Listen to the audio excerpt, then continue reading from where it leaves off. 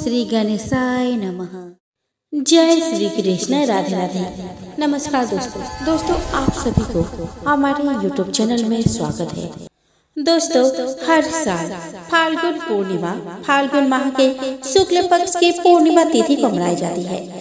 फाल्गुन पूर्णिमा का व्रत पूर्णिमा तिथि में चंद्र उदय वाले दिन रखते हैं और फाल्गुन पूर्णिमा का स्नान दान उदया तिथि में करने का विधान है। फाल्गुन पूर्णिमा को होली का दहन होता है और उसके अगले दिन सुबह में रंगों की होली खेली जाती है। इस साल फाल्गुन पूर्णिमा को पहला चंद्र ग्रहण भी लगने जा रहा है। ऐसे में जिन लोगों को फाल्गुन पूर्णिमा का स्नान और दान करना है उनको सही मुहूर्त के बारे में पता होना चाहिए।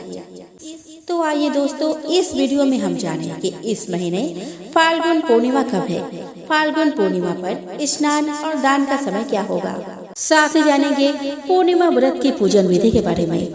हम जानेंगे इस दिन क्या करें और क्या ना करें और इस व्रत से जुड़े कुछ खास नियमों के बारे में बताऊंगी और सबसे अंत में मैं आपको सुनाऊंगी पूर्णिमा व्रत कथा। दोस्तों इस व्रत कथा की महिमा स्वयं भगवान कृष्ण ने अपनी माता यशोदा जी से कहा था। तो चलिए दोस्तों यह वीडियो शुरू करें। दोस्तों वैदिक पंचांग के अनुसार इस बार फाल्गुन माह के कृष्ण पक्ष की पूर्णिमा तिथि 24 मार्च को सुबह 9:54 पर शुरू होगी और इस तिथि का समाप्ति 25 मार्च को दोपहर 12:29 पर होगी। ऐसे में फाल्गुन पूर्णिमा का व्रत 24 मार्च को रखा जाएगा, जबकि फाल्गुन पूर्णिमा का स्नान और दान 25 मार्च को होगा। 25 मार्च को फाल्गुन पूर्णिमा के दिन साल का पहला चंद्र ग्रहण लगेगा। उस दिन चंद्र ग्रहण का उपछाया से पहला स्पर्श सुबह में 10:24 पर होगा और वही अंतिम स्पर्श दोपहर 3:01 पर होगा। हालांकि यह चंद्र ग्रहण भारत में दृश्य नहीं होगा, इसीलिए इसका सूतक काल मान्य नहीं होगा। ऐसे में आप फाल्गुन पूर्णिमा का स्नान और दान 25 मार्च को सुबह में बिना किसी बाधा से कर सकते हैं। फाल्गुन पूर्णिमा को आप ब्रह्म मुहूर्त से स्नान और दान का कार्य प्रारंभ कर सकते हैं। उस दिन ब्रह्म मुहूर्त प्रातः 4:45 AM से प्रातः 5:32 AM तक है। इसके अलावा पूरे दिन वृद्धि योग है, जिसमें आप स्नान और दान का पुण्य प्राप्त कर सकते हैं। इस साल फाल्गुन पूर्णिमा के दिन वृद्धि योग और उत्तरा फाल्गुनी नक्षत्र का संयोग बना है। उत्तरा फाल्गुनी नक्षत्र के स्वामी सूर्य देव है और वृद्धि योग में किए जाने वाले कार्यों के पुण्य फल में वृद्धि होता है। ऐसे में जो लोग इस शुभ संयोग में स्नान दान पूजा पाठ कर्म करेंगे उनको पुण्य फल प्राप्त होंगे और पुण्य बढ़ेगा भी। फाल्गुन पूर्णिमा पर वृद्धि योग प्रातः काल से लेकर रात 9:30 तक है। उसके बाद से ध्रुव योग बनेगा। वही उत्तरा फाल्गुनी नक्षत्र प्रातः काल से लेकर सुबह 10:38 तक है और उसके बाद से हस्त नक्षत्र है। फाल्गुन पूर्णिमा के शाम 6:44 पर चंद्र उदय होगा। फाल्गुन पूर्णिमा के दिन होलिका दहन भद्रा रहित मुहूर्त में होता है और इस साल होलिका दहन 24 मार्च को और होली का त्योहार 25 मार्च को मनाया जाएगा। दोस्तों फाल्गुन पूर्णिमा की तिथि भगवान विष्णु को समर्पित है। इस पवित्र दिन पर प्रातः स्नान के बाद भगवान विष्णु की पूजा करने का विधान है। इस दिन माता लक्ष्मी की भी पूजा की जाती है। अधिकांश लोग इस दिन व्रत रखते हैं और श्री सत्यनारायण भगवान की कथा भी सुनते हैं। ऐसा करने से भगवान लक्ष्मी नारायण की कृपा से उनका परिवार बना रहता है। फाल्गुन पूर्णिमा के दिन व्रत उपवास पूजा पाठ और स्नान दान करने से मनुष्य को जन्म जन्मांतर के पापों से मुक्ति मिलती है। यदि आप व्रत नहीं भी कर रहे हैं तो भी अन्य दान अवश्य करें। फाल्गुन पूर्णिमा पर छोटा दान भी मनुष्य को अक्षय पुण्य प्रदान करता है। ऐसी मान्यता है कि फाल्गुन पूर्णिमा पर श्री विष्णु एवं माता लक्ष्मी की पूजा करने वाले भक्त पर भगवान विष्णु एवं माता लक्ष्मी की विशेष कृपा बरसती है। उन्हें जीवन पर्यंत सुख सौभाग्य धन संतान का सुख प्राप्त होता है और मरणोपरांत वैकुंठ धाम गमन होता है। दोस्तों पूर्णिमा पर चंद्रमा सबसे अधिक शक्तिशाली होता है। हिंदू पौराणिक कथाओं के अनुसार हर पूर्णिमा का अपना अपना महत्व होता है। हर पूर्णिमा पर पूजा की विधि भी अलग अलग होती है। फाल्गुन पूर्णिमा के दिन पूजा पाठ, धार्मिक स्थलों पर दान, गंगा यमुना जैसी पवित्र नदियों में स्नान करना बेहद शुभ माना जाता है। माना जाता है कि यह अत्यंत पुण्यदायी है और मोक्ष के करीब ले जाता है। दोस्तों, इस दिन भगवान विष्णु की पूजा की जाती है। फाल्गुन पूर्णिमा कथा में होली का भी चित्रण किया गया है। यह कथा हिरण्यकश्यप और प्रहलाद से संबंधित है। इस कहानी के अनुसार महर्षि कश्यप की पत्नी एवं दक्ष पुत्री दीति के गर्भ से हिरण्यकश्यप और हिरण्याक्ष का जन्म हुआ। दोनों ही महाबलशाली थे। फलस्वरूप देवताओं को पराजित करके दोनों भाइयों ने स्वर्ग पर अपना अधिकार कर लिया। उनके अत्याचार से देवलोक में हाहाकार मच गया। अतः भगवान विष्णु ने वराह अवतार लेकर हिरण्याक्ष का वध कर दिया। अपने भाई की मृत्यु से क्रुद्ध हिरण्यकश्यप भगवान विष्णु को अपना शत्रु मान बैठा और उनसे प्रतिशोध लेने के लिए भगवान ब्रह्मा की तपस्या करने लगा। उधर हिरण्यकश्यप की अनुपस्थिति में देवताओं ने दैत्यों पर आक्रमण कर दिया और स्वर्ग पर पुनः अपना अधिकार प्राप्त किया। हिरण्यकश्यप की पत्नी कयाधु उस समय गर्भवती थी, जिसे देवराज इंद्र ने बंदी बना लिया। वे कयाधु को लेकर अमरावती जा रहे थे। तभी मार्ग में उन्हें देवऋषि नारद मिल गए। नारद जी इंद्र के साथ कयाधु को देखकर बोले कि देवराज, आप इसे लेकर कहाँ जा रहे हैं? यह सुनकर इंद्र ने कहा कि हे देवर्षि, कयाधु गर्भवती है। इसके गर्भ में हिरण्यकश्यप जैसे दुष्टात्मा का अंश है, जिसका वध करके मैं इसे छोड़ दूंगा। इस पर देवर्षि नारद बोले कि इसके गर्भ में तो श्री नारायण का परम भक्त है, इसे छोड़ दो इंद्र। नारद मुनि की यह बात सुनकर देवराज ने कयाधु को छोड़ दिया। देवर्षि नारद हिरण्यकश्यप की पत्नी को अपने आश्रम में ले गए और बोले, बेटी, जब तक हिरण्यकश्यप की तपस्या पूरी नहीं हो जाती तुम निश्चित होकर यही रहो। तब से कयाधु देवऋषि नारद के आश्रम में रहने लगे और उनके दिव्य प्रवचनों का रसपान भी करते रहे, जिसका गर्भ में पल रहे शिशु पर भी बहुत गहरा प्रभाव हुआ। जब समय आया तो कयाधु ने एक पुत्र को जन्म दिया, जिसका नाम रखा गया प्रहलाद। इधर हिरण्यकश्यप की तपस्या जब पूरी हो गई तो ब्रह्मा जी ने प्रसन्न होकर उसे मनोवांछित वरदान दिया, जिसके पश्चात वो अपने राज्य वापस लौट आया। कयाधु भी प्रहलाद को लेकर अपने पति के पास चली गई। प्रहलाद जब थोड़े बड़े हुए तो एक श्रेष्ठ गुरु के मार्गदर्शन में उनकी शिक्षा का प्रबंध किया गया। एक दिन जब हिरण्यकश्यप अपने समस्त मंत्रियों के साथ बैठे हुए थे, तभी प्रहलाद अपने गुरु के साथ वहां आए और पिता को कृतज्ञता पूर्वक प्रणाम किया। यह देखकर हिरण्यकश्यप अति प्रसन्न हुआ और बोला कि वत्स प्रहलाद, तुमने अब तक की शिक्षा के दौरान कौन सी सबसे अच्छी बात सीखी है, मुझे बताओ। ये सुनकर प्रहलाद ने कहा कि पिताजी, मैंने अब तक जो सबसे अच्छी बात सीखी है वह यह है कि जो आदि, मध्य और अंत से रहित अजन्मा है, इस जगत के पालनहार है, दीन दुखियों के स्वामी है, उन श्री हरि को मैं बारंबार प्रणाम करता हूँ। ये बात सुनकर हिरण्यकश्यप क्रोध से लाल हो उठा। उसने प्रहलाद के गुरु पर चीखते हुए कहा कि अरे मूर्ख ब्राह्मण, तूने मेरे इस बालक को मेरे परम शत्रु का गुणगान करने की शिक्षा क्यों दी? प्रहलाद के गुरु ने कहा कि दैत्यराज, आप क्रोध त्याग दे, ये बातें मैंने आपके पुत्र को नहीं सिखाई। ये सुनकर हिरण्यकश्यप आश्चर्यचकित हो गया और बोला कि पुत्र बताओ, तुम्हें ये उपदेश, ये शिक्षा किसने दी है?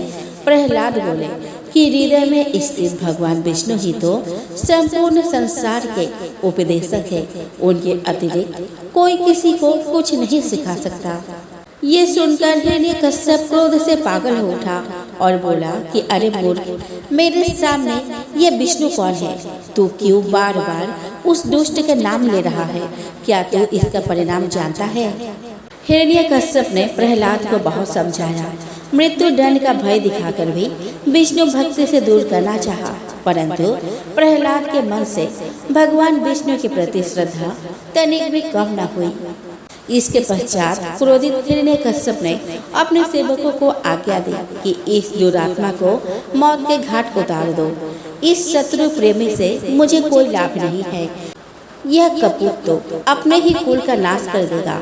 दैत्यराज हिरण्यकश्यप की आज्ञा के अनुसार उसके सैनिकों ने प्रहलाद पर तरह तरह के अत्याचार किए और उन्हें मारने का प्रयास किया, परंतु हरि कृपा के कारण वह सब प्रहलाद का बाल भी बांका करने में असमर्थ रहे। हिरण्यकश्यप यह सब देखकर बहुत क्रोधित हुआ।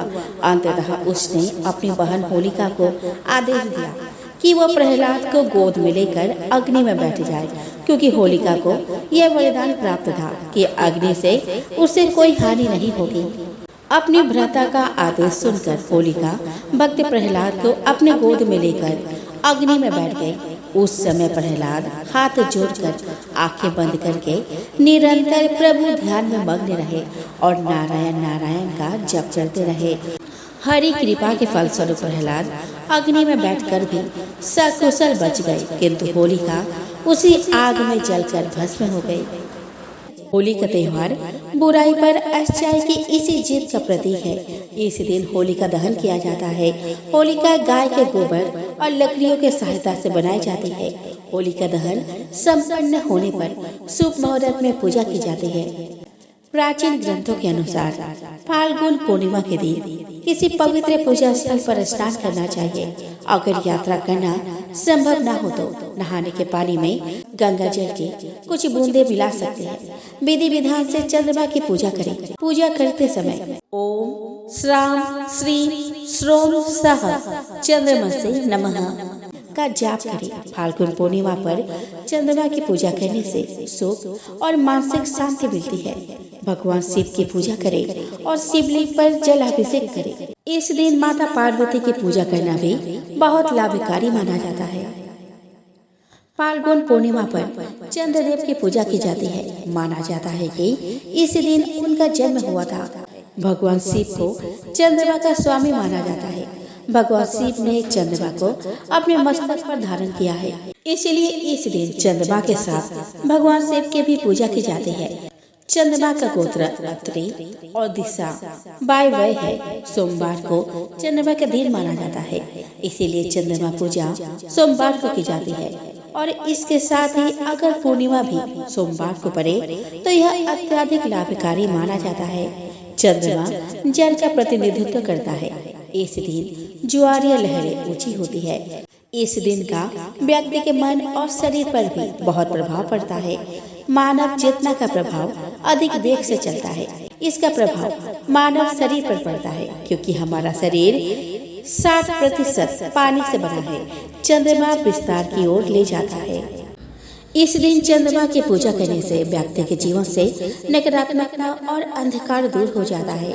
ज्योतिष शास्त्र के अनुसार यदि इस दिन चंद्रमा पूजन किया जाए तो चंद्रमा के सभी अशुभ प्रभाव दूर हो जाते हैं और मानसिक शक्ति भी बढ़ती है। ज्योतिष शास्त्र में चंद्रमा को शुभ एवं सौम्य ग्रह माना गया है। यह स्त्रीत्व का प्रतिनिधित्व करता है।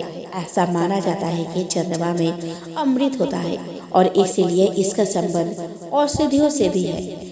इस प्रकार चंद्रमा का महत्व न केवल वैज्ञानिक रूप में दर्शाया गया है, बल्कि हमारी आध्यात्मिक चेतना और जीवन पर भी इसे आसानी से समझा जा सकता है। हिंदू पंचांग के अनुसार होली फाल्गुन पूर्णिमा को मनाई जाती है। रंगों का ये त्योहार समस्याओं के बिना रंगीन जीवन की प्रेरणा देता है।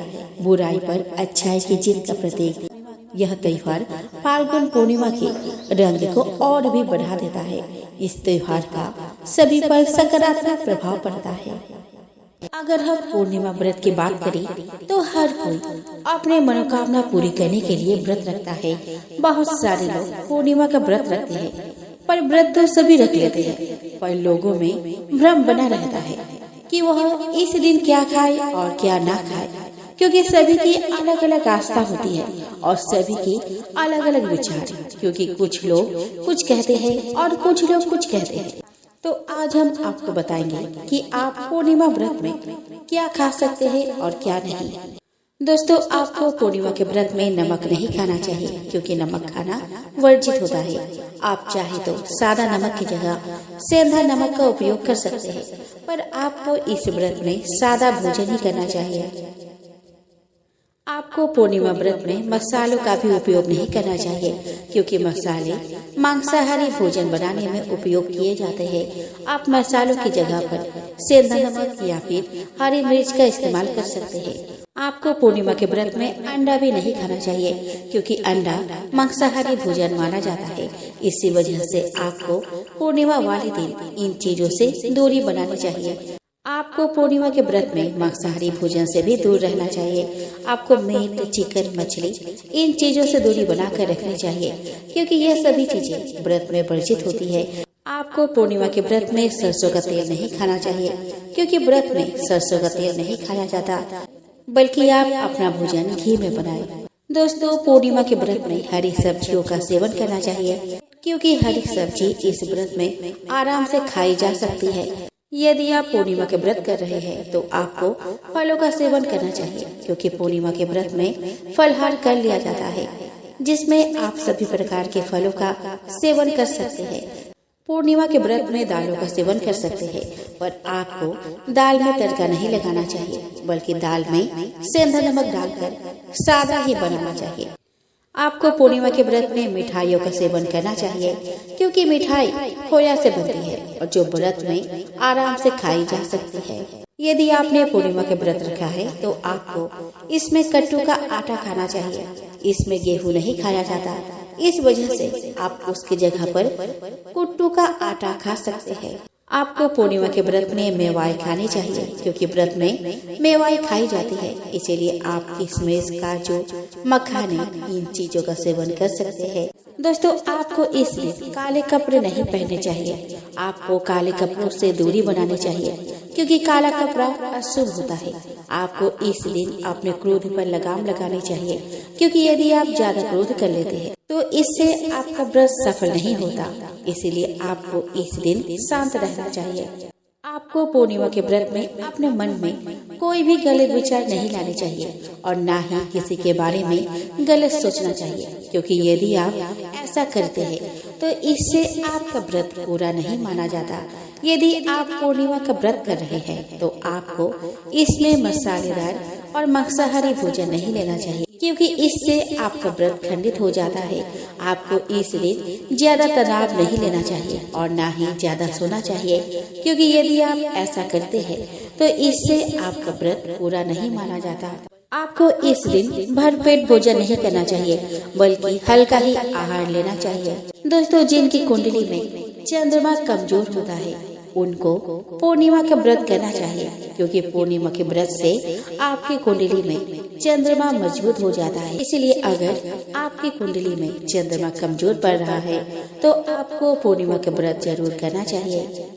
यदि आपका वैवाहिक जीवन अच्छा नहीं चलता है और हमेशा आप लोगों में लड़ाई झगड़ा होता है तो आपको पूर्णिमा का व्रत करना चाहिए। इससे आपका रिश्ता अच्छा हो जाता है, साथ ही आपका वैवाहिक जीवन मजबूत बनता है। अगर आप मानसिक रूप से कमजोर हैं, साथ ही आप बहुत ज्यादा तनाव लेते हैं या फिर आपको बहुत ज्यादा गुस्सा आता है तो इसके लिए आपको पूर्णिमा का व्रत करना चाहिए। यह आपके मानसिक स्थिति को मजबूत कर देता है और आपके सारे मानसिक रोगों को भी दूर करता है।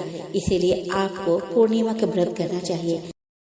फाल्गुन पूर्णिमा पर विष्णु एवं लक्ष्मी जी की पूजा, व्रत आदि करने का जितना महत्व है उतना ही महत्व इस दिन फाल्गुन पूर्णिमा की पौराणिक कथा का पाठ करने का है।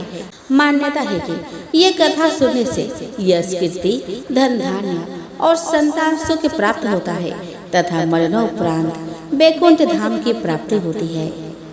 तो चलिए दोस्तों, हम श्रवण करें पूर्णिमा व्रत कथा। द्वापर युग में एक समय की बात है कि यशोदा जी ने कृष्ण से कहा कि हे कृष्ण, तुम सारे संसार के उत्पन्न करता, पोषक तथा उसके संहार करता हो।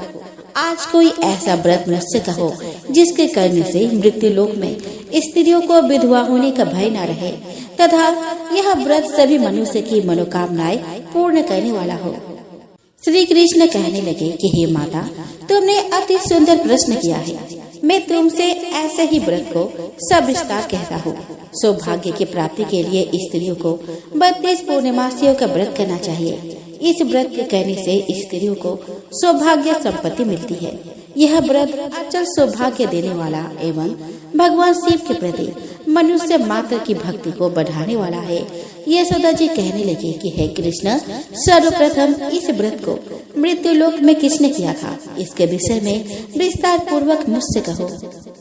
श्री कृष्ण जी कहने लगे कि इस भूमंडल पर एक अत्यंत प्रसिद्ध राजा चंद्रहास से पालित अनेक प्रकार के रत्नों से परिपूर्ण कातिका नाम की एक नगरी थी। वहाँ पर धनेश्वर नाम का एक ब्राह्मण था और उसकी स्त्री अति सुशीला रूपवती थी। दोनों ही उस नगरी में बड़े प्रेम के साथ रहते थे। घर में धन धान्य आदि की कमी नहीं थी। उनको एक बड़ा दुख था कि उनके कोई संतान नहीं थे। इस दुख से वह अत्यंत दुखी रहते थे। एक समय एक बड़ा तपस्वी योगी उस नगरी में आया। वह योगी उस ब्राह्मण के घर को छोड़कर अन्य सब घरों से भिक्षा लाकर भोजन किया करता था। रूपवती से वह भिक्षा नहीं लिया करता था। उस योगी ने एक दिन रूपवती से भिक्षा न लेकर किसी अन्य घर से भिक्षा लेकर गंगा किनारे जाकर भिक्षाने को प्रेम पूर्वक खा रहा था कि धनेश्वर ने योगी के यह सब कार्य किसी प्रकार से देख लिया। अपने भिक्षा के अनादर से दुखी होकर धनेश्वर योगी से बोला, महात्मन, आप सब घरों से भिक्षा लेते हैं परंतु मेरे घर की भिक्षा कभी नहीं लेते। इसका कारण क्या है? योगी ने कहा कि निसंतान के घर की भी पतितों के अन्न के तुल्य होती है और जो पतितों का अन्न खाता है वह भी पतित हो जाता है। चूँकि तुम निसंतान हो अतः पतित हो जाने के भय से मैं तुम्हारे घर की भिक्षा नहीं लेता हूँ। धनेश्वर यह बात सुनकर अपने मन में बहुत दुखी हुआ और हाथ जोड़कर योगी के पैरों में गिर पड़ा तथा आर्त भाव से कहने लगा कि हे महाराजा, यदि ऐसा है तो आप मुझको पुत्र प्राप्ति का उपाय बताइए। आप सर्वज्ञ हैं, मुझ पर अवश्य ही यह कृपा कीजिए। धन की मेरे घर में कोई कमी नहीं है परंतु मैं पुत्र न होने के कारण अत्यंत दुखी हूँ। आप मेरे इस दुख का हरण करें। आप सामर्थ्यवान हैं। यह सुनकर योगी कहने लगे कि हे ब्राह्मण, तुम चंडी की आराधना करो। घर आकर उसने अपने स्त्री से सब वृतांत कहा और स्वयं तप के निमित्त वन में चला गया। वन में जाकर उसने चंडी की उपासना की और उपवास किया। चंडी ने 16वें दिन उसको स्वप्न में दर्शन दिया और कहा, हे धनेश्वर, जा, तेरा पुत्र होगा परंतु वह 16 वर्ष की आयु में ही मृत्यु को प्राप्त हो जाएगा। यदि तुम दोनों स्त्री पुरुष 32 पूर्णमासियों का व्रत विधि पूर्वक करोगे तो वह दीर्घायु होगा। जितनी तुम्हारी सामर्थ्य हो आटे के दिए जलाकर शिव जी का पूजन करना, परंतु पूर्णमासी को 32 जोर जाने चाहिए। प्रातः काल होने पर इस स्थान के समीप ही तुम्हें एक आम का वृक्ष दिखाई देगा। उस पर तुम चढ़कर एक फल तोड़कर शीघ्र अपने घर चले जाना। अपने स्त्री से सब वृतांत कहना। ऋतु स्नान के पश्चात वह स्वच्छ होकर श्री शंकर जी का ध्यान करके उस फल को खा लेगी। तब शंकर भगवान की कृपा से उसको गर्भ हो जाएगा। जब वो ब्राह्मण प्रातः काल उठा तो उसने उस स्थान के पास ही एक आम का वृक्ष देखा जिस पर एक अत्यंत सुंदर आम का फल लगा हुआ था। उस ब्राह्मण ने उस आम के वृक्ष पर चढ़कर उस फल को तोड़ने का प्रयत्न किया परंतु वृक्ष पर कई बार प्रयत्न करने पर भी वह न चढ़ पाया। तब तो उस ब्राह्मण को बहुत चिंता हुई और विघ्न विनाशक गणेश जी की वंदना करने लगा कि हे दयानिधे, अपने भक्तों के विघ्नों का नाश करके उनके मंगल कार्य को करने वाले, दुष्टों का नाश करने वाले, रिद्धि सिद्धि के देने वाले, आप मुझ पर कृपा करके इतना बल दे कि मैं अपने मनोरथ को पूर्ण कर सकूं। इस प्रकार गणेश जी के प्रार्थना करने पर उनकी कृपा से धनेश्वर वृक्ष पर चढ़ गया और उसने एक अति सुंदर आम का फल देखा। उसने विचार किया कि जो वरदान से फल मिला था वो यह है और कोई और फल तो दिखाई नहीं देता। उस धनेश्वर ब्राह्मण ने जल्दी से उस फल को तोड़कर अपनी स्त्री को ला कर दिया और उसकी स्त्री ने अपने पति के कथन अनुसार उस फल को खा लिया और वह गर्भवती हो गई। देवी जी की असीम कृपा से उसे एक अत्यंत सुंदर पुत्र उत्पन्न हुआ जिसका नाम उन्होंने देवीदास रखा। माता पिता के हर्ष और सुख के साथ वह बालक शुक्ल पक्ष की चंद्रमा के भांति अपने पिता के घर में बढ़ने लगा। भवानी की कृपा से वह बालक बहुत ही सुंदर, सुशील और विद्या पढ़ने में बहुत ही निपुण हो गया। दुर्गा जी की आज्ञा अनुसार उसके माता ने 32 पूर्णिमासी का व्रत रखना प्रारंभ कर दिया, जिससे उनका पुत्र बड़ी आयु वाला हो जाए।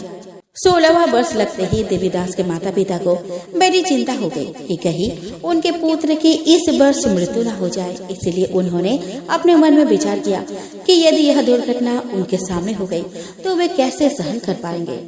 अस्तु उन्होंने देवीदास के मामा को बुलाया और कहा कि हमारी इच्छा है कि देवीदास 1 वर्ष तक काशी में जाकर विद्या अध्ययन करे और उसको अकेला नहीं छोड़ना चाहिए। इसीलिए साथ में तुम चली जाओ और 1 वर्ष के पश्चात इसको वापस लौटा लाना। सब प्रबंध करके उसके माता पिता ने काशी जाने के लिए देवीदास को एक घोड़े पर बैठाकर उसके मामा को उसके साथ कर दिया। किंतु यह बात उसके मामा या किसी और से नहीं कही। धनेश्वरी सपत्नी अपने पुत्र के मंगल कामना तथा दीर्घायु के लिए भगवती दुर्गा की आराधना और पूर्णिमासियों का व्रत करना आरंभ कर दिया। इस प्रकार बराबर 32 पूर्णिमासी का व्रत पूरा किया। कुछ समय पश्चात एक दिन वह दोनों मामा और भांजा मार्ग में रात्रि बिताने के लिए किसी शाम में ठहरे हुए थे। उस दिन उस गांव में एक ब्राह्मण की अत्यंत सुंदरी, सुशीला, विदुषी और गुणवती कन्या का विवाह होने वाला था। जिस धर्मशाला के अंदर वर और उसकी बारात ठहरी हुई थी, उसी धर्मशाला में देवीदास और उसके मामा भी ठहरे हुए थे। संयोगवश कन्या को तेल आदि चढ़ाकर मंडप आदि के कृत्य किया गया तो लगने के समय वर को धनुर्वात हो गया। अस्तु वर के पिता ने अपने कुटुंबियों से परामर्श करके निश्चय किया कि यह देवीदास मेरे पुत्र जैसा ही सुंदर है, मैं इसके साथ ही लग्न करा दूं और बाद में विवाह के अन्य कार्य मेरे लड़के के साथ हो जाएंगे। ऐसा सोचकर वह देवीदास के मामा से जाकर बोला कि तुम थोड़ी देर के लिए अपने भांजे को हमें दे दो, जिससे विवाह के लगने का सब कृत्य सुचारू रूप से हो सके। तब उसका मामा कहने लगा कि जो कुछ भी मधुपर्क आदि कन्यादान के समय वर को मिले वह सब हमें दे दिया जाए, तो मेरा भांजा इस बारात का दूल्हा बन जाएगा। यह बात वर के पिता ने स्वीकार कर लेने पर उसने अपना भांजा वर बनने को भेज दिया और उसके साथ सब विवाह कार्य रात्रि में विधि पूर्वक संपन्न हो गया। पत्नी के साथ वह भोजन न कर सका और अपने मन में सोचने लगा, न जाने यह किसकी स्त्री होगी। वो एकांत में इसी सोच में गर्म निश्वास छोड़ने लगा। तब उसकी आंखों में आंसू भी आ गए। तब वधू ने पूछा कि क्या बात है, आप इतने उदासीन व दुखी क्यों हो रहे हो। तब उसने सब बातें जो वर के पिता व उसके मामा में हुई थी उसको बतला दी। तब कन्या कहने लगी कि यह ब्रह्म विवाह के विपरीत कैसे हो सकता है। देव, ब्राह्मण और अग्नि के सामने मैंने आपको ही अपना पति बनाया है, इसीलिए आप ही मेरे पति है। मैं आपकी ही पत्नी रहूंगी, किसी अन्य की कदापि नहीं रहूंगी। तब देवीदास ने कहा कि ऐसा मत करिए, क्योंकि मेरी आयु बहुत थोड़ी है। मेरे पश्चात आपका क्या गति होगी, इन बातों को अच्छी तरह विचार कर लो।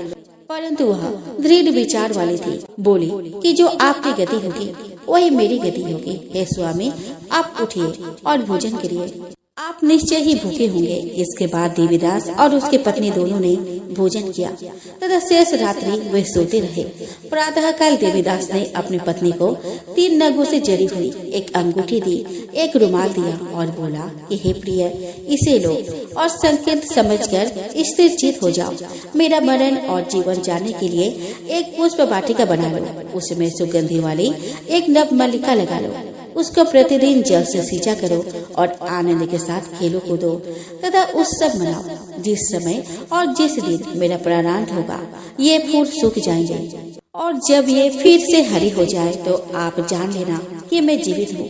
यह बात निश्चय करके समझ लेना, इसमें कोई संशय नहीं है। यह समझाकर वह चला गया। प्रातः काल होते ही वहाँ पर गाजे बाजे बजने लगे और जिस समय विवाह का कार्य समाप्त करने के लिए वर तथा सब बाराती मंडप में आए तो कन्या ने वर को भली प्रकार से देखकर अपने पिता से कहा कि यह मेरा पति नहीं है, मेरा पति वही है जिसके साथ रात्रि में मेरा पानी ग्रहण हुआ था। इसके साथ मेरा विवाह नहीं हुआ है। यदि यह वही है तो बताए कि मैंने इसको क्या दिया। मधुपर्क और कन्यादान के समय जो मैंने भूषण आदि दिए थे उन्हें दिखाए तथा रात में मैंने क्या गुप्त बातें कही थी वह सब सुना। पिता ने उसके कथन अनुसार वर को बुलाया। कन्या की यह सब बातें सुनकर वह कहने लगा कि मैं कुछ नहीं जानता। इसके पश्चात वह लज्जित होकर वह अपना सा मुंह लेकर चला गया और सारी बारात भी अपमानित होकर वहां से लौट गई। भगवान श्री कृष्ण बोले कि हे माता, इस प्रकार देवीदास काशी विद्या अध्ययन के लिए चला गया। जब कुछ समय बीत गया तो काल से प्रेरित होकर एक सर्प रात्रि के समय उसको डसने के लिए वहां पर आया। उस विषधर के प्रभाव से उसके शरण का स्थान चारों ओर से विष के ज्वाला से विषैला हो गया, परंतु व्रतराज के प्रभाव से उसको काटने न पाया, क्योंकि पहले ही उसके माता ने 32 पूर्णिमा का व्रत कर रखा था।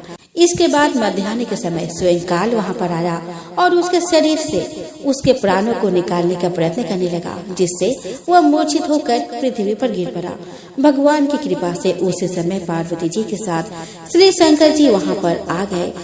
उसको मूर्छित दशा में देखकर पार्वती जी ने भगवान शंकर से प्रार्थना की, हे महाराज, इस बालक के माता ने पहले 32 पूर्णिमा का व्रत किया था, जिसके प्रभाव से हे भगवान आप इसको प्राण दान दे। भवानी के कहने पर भक्त वत्सल भगवान शिव जी ने उसको प्राण दान दिए। इस व्रत के प्रभाव से काल को भी पीछे हटना पड़ा और देवीदास स्वस्थ होकर बैठ गया। उधर उसकी स्त्री उसके काल की प्रतीक्षा किया करती थी। जब उसने देखा कि उस पुष्प वाटिका में पत्र पुष्प कुछ भी नहीं रहे तो उसको अत्यंत आश्चर्य हुआ, और जब वह वैसे ही हरी भरी हो गई तो वह जान गई कि वह जीवित हो गए हैं। यह देखकर वह बहुत प्रसन्न मन से अपने पिता से कहने लगी कि पिताजी, मेरे पति जीवित है, आप उनको ढूंढिए। जब 16वां वर्ष व्यतीत हो गया तो देवीदास भी अपने मामा के साथ काशी से चल दिया। उधर उसे ससुर उसको ढूंढने के लिए अपने घर से जाने वाले ही थे कि वह दोनों मामा भांजा वहां पर आ गए। उसको आया देखकर उसका ससुर बड़ी प्रसन्नता के साथ अपने घर में ले आया। उस समय नगर के निवासी भी वह इकट्ठा हो गए और सबने निश्चय किया कि अवश्य ही इसी बालक के साथ इस कन्या का विवाह हुआ था। उस बालक को जब कन्या ने देखा तो पहचान लिया और कहा कि यह तो वही है जो संकेत करके गया था। तदुपरांत सभी कहने लगे कि भला हुआ जो यह आ गया, और सब नगरवासियों ने आनंद मनाया। कुछ दिन बाद देवीदास अपने पत्नी और मामा के साथ अपने ससुर के घर से बहुत सा उपहार आदि लेकर अपने घर के लिए प्रस्थान किया। जब वह अपने गांव के निकट आया तो कई लोगों ने उसको देखकर उसके माता पिता को पहले ही जाकर खबर दे दी कि तुम्हारा पुत्र देवीदास अपनी पत्नी और मामा के सहित आ रहा है। ऐसा समाचार सुनकर पहले तो उन्हें विश्वास नहीं हुआ, किंतु जब और लोगों ने भी आकर उनकी बात का समर्थन किया तो उनको बड़ा आश्चर्य हुआ। लेकिन थोड़ी देर में देवीदास ने आकर अपने माता पिता के चरणों में अपना सिर रखकर प्रणाम किया और उसकी पत्नी ने अपने सास ससुर के चरणों का स्पर्श किया तो माता पिता ने अपने पुत्र और पुत्र वधू को अपने हृदय से लगा लिया और दोनों की आंखों से प्रेमाश्रु बह चले। अपने पुत्र और पुत्र वधू के आने की खुशी में धनेश्वर ने बड़ा भारी उत्सव किया और ब्राह्मणों को भी बहुत सी दान दक्षिणा देकर प्रसन्न किया। श्री कृष्ण जी कहने लगे कि इस प्रकार धनेश्वर 32 पूर्णिमाओं के व्रत के प्रभाव से पुत्रवान हो गया। जो भी स्त्रियाँ इस व्रत को करती है वे जन्म जन्मांतर में बेदब का दुख नहीं भोगती और सदैव सौभाग्यवती रहती है। यह मेरा वचन है, इसमें कोई संदेह नहीं मानना। यह व्रत पुत्र पौत्रों को देने वाला तथा संपूर्ण मनोकामनाओं को पूर्ण करने वाला है।